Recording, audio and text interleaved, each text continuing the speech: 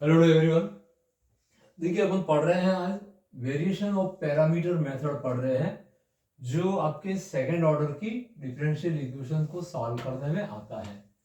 That means second order की जो differential equation है और इस बेस के क्वेश्चन पक्का आता है और उसमें लिखा हुआ रहता है क्वेश्चन में कि solve by variation of parameter. तो फिर उस समय आपके लिए रेस्ट्रिक्शन हो जाता है कि आपको इसी मेथड को फॉलो करना पड़ेगा। बहुत सिंपल मेथड है और बहुत अच्छा मेथड है। अगर कोई क्वेश्चन आपसे नहीं हो रहा है और मेथड का नेम लिखा हुआ नहीं आया है बट आप ये मेथड करके आ जाते हो वेरिएशन ऑफ पैरामीटर, तो भी आपको मार्क्स मिल जाते हैं। अब इसके मार्क्स कितने होते हैं? तो ये 10 मार्क्स की क्वेश्चन बनती है।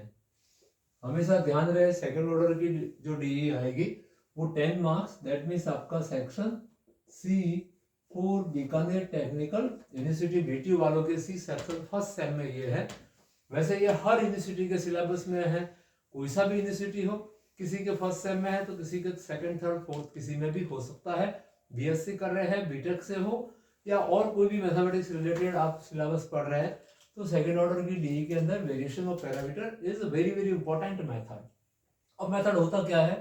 सबसे पहले क्या करना है आपको, जो गिवन सेकंड ऑर्डर की जो डीई है उसको स्टैंडर्ड फॉर्म में लिखना है। स्टैंडर्ड फॉर्म दैट मीन्स अगर सेकंड डेरिवेटिव के पास में कोई वेरिएबल कोफिशिएंट है तो उससे पूरी इक्वेशन को डिवाइड करा दो।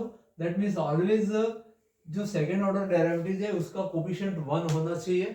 फिर उसके बाद में यहाँ पे आपका P Q and R values हो जाएगा। इसके पास कोई डी2 के पास में कोई वेरिएबल नहीं होना चाहिए। तो इस फॉर्म में स्टैंडर्ड फॉर्म में आपको लिखना है पहले।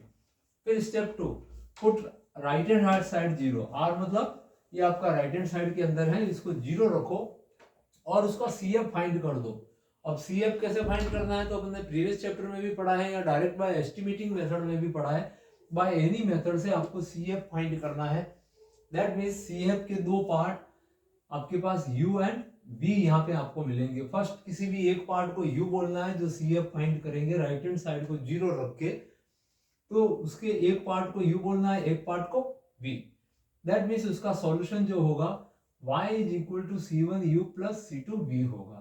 तो u और v आपने फाइंड कर लिया है।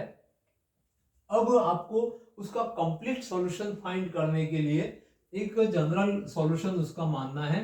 Let the GS of the given second order DE y is equal to a multiply u and b multiply v। ये capital A and B are the function of x होते हैं। तो ये ध्यान रहे कि a और b कोई अननोन रैंडम फंक्शन है जिसका आपको वैल्यू फाइंड करना है। तो कैपिटल A और b को फाइंड कैसे करना है? u और v तो आपके इधर ही फाइंड हो जाएंगे और capital A and b value find करने के लिए आपको दो इक्वेशन लर्न करनी है। इनको अच्छे से मेमोराइज कर दीजिए कि solve the equation. That means ये इक्वेशन पहले मेमोराइज कर दिए, फिर इसमें वैल्यू रखने हैं और दोनों को बाय एलिमिनेशन मेथड सॉल्व करना है, जो कि आप क्लास 9-10 में एलिमिनेटिंग मेथड पढ़ते हो। उस मेथड से इन दोनों को सॉल्व करके आपको dA upon dx and dB upon dx के वैल्यूज फाइंड करने हैं। अब ये दोनों वैल्यू आ जाएंगे तो दोनों का आप इंटीग्रेशन करोगे तो उससे capital A and B function आ जाएंगे और कैपिटल A और B का वैल्यू आप इस इक्वेशन के अंदर थर्ड में रखेंगे तो आपके पास कंप्लीट सॉल्यूशन इस फॉर्म में आपके आ जाएगा a into U plus b into V, where u and v तो क्या है? CF के दो पार्ट है, capital A and B random two function of the solution है। तो इनको फाइंड करने के लिए दोनों इक्वेशन आपको लर्न करनी है। अच्छे से देख लीजिए, इसका स्क्रीनशॉट ले लीजिए ताकि आपको इसके स्टेप कंफर्म लर्न हो जाए कि आपका पहला काम हो जाएगा स्टैंडर्ड फॉर्म में लिखना, राइट हैंड साइड 0 लिखनी, सीएफ फाइंड करना। सीएफ के दो पार्ट आते हैं तो सॉल्यूशन को इस पैटर्न में आपको लिखना है y is equal to A U plus B V. फिर ये दोनों इक्वेशन आपको लर्न की हुई है, मेमोराइज की हुई है, इनको एलिमिनेटिंग से सॉल्व करके और फिर इंटीग्रल करना है dA upon dx and dB upon dx का। After integration find a and b and put a and b in this term, then we get the GS of the equation. That means इसका general solution अपने को मिल जाता है। तो इसको जल्दी से इसका स्क्रीनशॉट लेके लर्न कर दीजिए। सेक्शन सी में इसका क्वेश्चन हर साल पूछा जा रहा है, बाय मेथड के नेम से पूछा जा रहा है कि वेरिएशन ऑफ पैरामीटर नेम लिखा आता है।